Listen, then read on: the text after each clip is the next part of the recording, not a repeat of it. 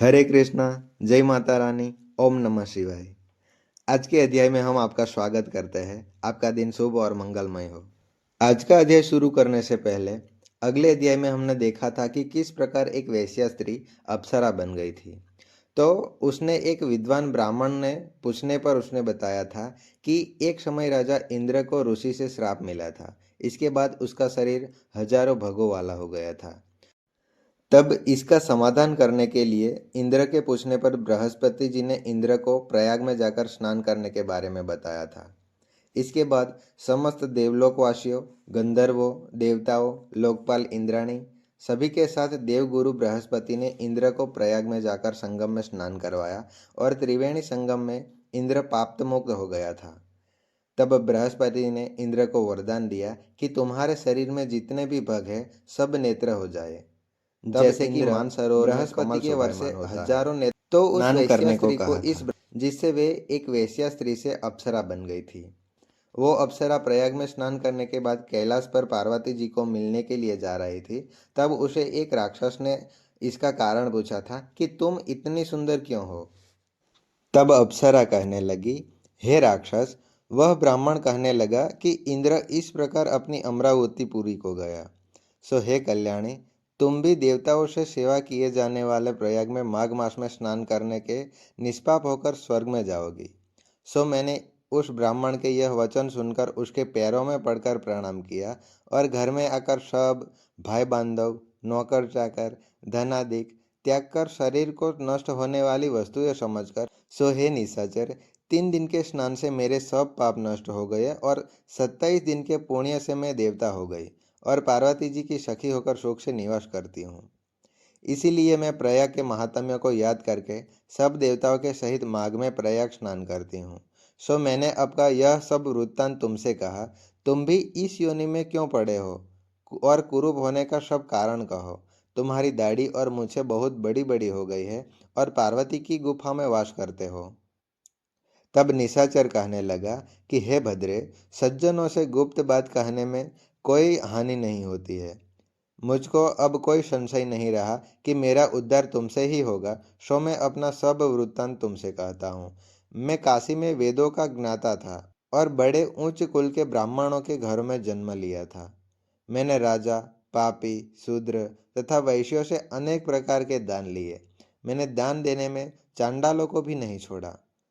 उस जन्म में मैंने कोई भी धर्म नहीं किया, वहीं पर ही मृत्यु को प्राप्त हो गया। तीर्थ स्थान पर मरने के कारण नरक में नहीं गया। पहले 2 बार गिद्ध योनि में, 3 बार व्याघ्र योनि में, 2 बार सर्प योनि में, 1 बार उल्लू की योनि में और अब 10वीं बार राक्षस हुआ हूँ और सैकड़ों वर्षों से इसी योनि में हूँ। इस स्थान को 3 योजन तक मैंने जंतुहीन कर दिया है। बिना अपराध के बहुत से प्राणियों को मैंने नष्ट किया है। इस कारण मेरा मन अत्यंत दुखी है। तुम्हारे दर्शन से चित्त में कुछ शांति अवश्य आई है, क्योंकि सज्जनों का संग तुरंत ही सुखदायी होता है। मैंने अपने दुख के कारण आपसे कहे और सज्जन लोग सदैव दूसरों के दुखों से दुखी होते हैं। अब यह बताओ कि इस दुख रूपी समुद्र को मैं कैसे पार कर सकता हूँ। क्या क्षीर सागर हंस को ही दूध देता है, बगुले को नहीं देता। दत्तात्रेय जी कहने लगे कि इस प्रकार उसके वचन सुनकर कांचन मालिनी कहने लगी कि हे राक्षस, मैं अवश्य तुम्हारा कल्याण करूंगी। मैंने बहुत बार प्रयाग में स्नान किया कि है, तुम्हारी वेद जानने वाले प्रयत्न अवश्य दुखी को दान देने की प्रशंसा की है। समुद्र में जल बरसने से क्या लाभ। प्रयाग में स्नान करने का 1 बार का फल मैं तुम्हें दे देती हूँ, उसी से तुमको स्वर्ग की प्राप्ति होगी। उसके फल का अनुभव मैं कर चुकी हूँ। तब उस अप्सरा ने अपने गीले वस्त्र का जल निचोड़कर जल को हाथ में लेकर माघ स्नान के फल को उस राक्षस को अर्पण किया। उसी समय पुण्य प्राप्त कर वह राक्षस शरीर को छोड़कर तेजमय सूर्य के सदृश देवता रूप हो गया। आकाश में विमान पर चढ़कर अपनी कांति से चारों दिशाओं से प्रकाशित हुआ, शोभायमान हुआ और कहने लगा कि ईश्वर ही जानता है तुमने कितना उपकार मुझ पर किया है। अब भी कृपया कुछ शिक्षा दो जिससे मैं कभी पाप नहीं करूं। अब मैं तुम्हारी आज्ञा पालन करके स्वर्ग में जाऊंगा। तब कांचन मालिनी ने कहा कि सदैव धर्म की रक्षा करो, काम रूपी शत्रु को जीतो, दूसरे के गुण तथा दोषों का वर्णन मत करो, शिव और वासुदेव का पूजन करो, इस देह का मोह मत करो, पत्नी, पुत्र, धनादि इन सब की ममता को त्यागो। सत्य बोलो, वैराग्य भाव धारण कर योगी बनो। मैंने तुमसे यह धर्म के लक्षण कहे, अब तुम देवता रूप होकर शीघ्र ही स्वर्ग में जाओ।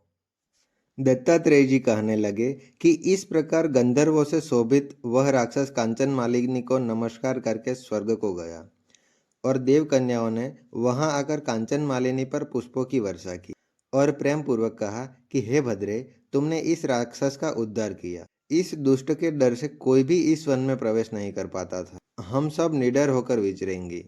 इस प्रकार कांचन मालिनी उस राक्षस का उद्धार करके प्रेम पूर्वक देवकन्याओं से क्रीड़ा करते हुए शिवलोक में गई। ओम नमः शिवाय। आज का अध्याय यहाँ पर संपन्न होता है।